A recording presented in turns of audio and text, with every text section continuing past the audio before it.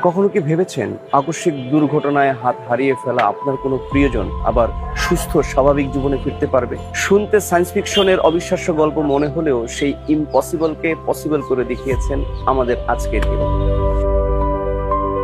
এমরাইজ সেই সব সাহসী সৃজনশীল মানুষের একটি প্ল্যাটফর্ম যাদের গল্প আমরা পৌঁছে দিচ্ছি সবার কাছে। আমাদের আজকের এমরাইজ হিরো জয় বড়ুয়া লাবলু এক হাতহীন মানুষের কষ্ট অনুধাবন করে আপনার ভিতরে একটা দুঃখ তৈরি হয়েছিল। সেই দুঃখটা কিভাবে আপনার ইন্সপিরেশনে রূপান্তর হলো সেই গল্পটা যদি একটুখানি বলতেন।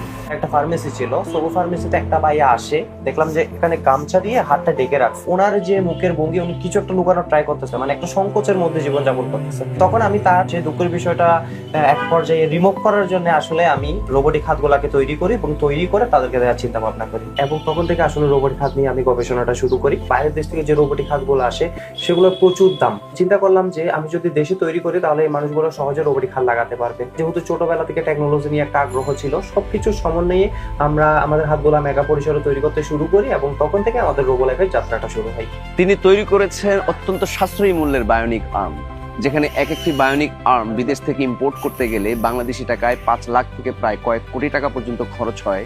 সেখানে আমাদের তৈরি এই হিরোর বায়োনিক আর্ম উৎপাদন খরচ মাত্র 30,000 থেকে 2 লাখ টাকার মধ্যে।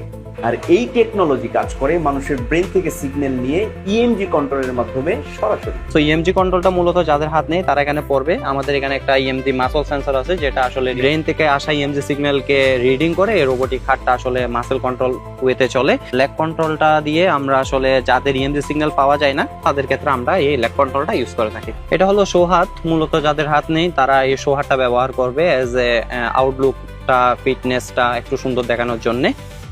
ভাই, যে আপনি নতুন হাত লাগালেন, এই হাত লাগানোর পরে আপনার কি অনুভূতি? আমার অনুভূতিটা আসলে ভালো। আমি এই হাত লাগানোর পরে আমি ছোট বোতল হাতে ধরে পানি খাইতে পারি, বিস্কিট খাইতে পারি, অনেক হেল্প আমার হয়।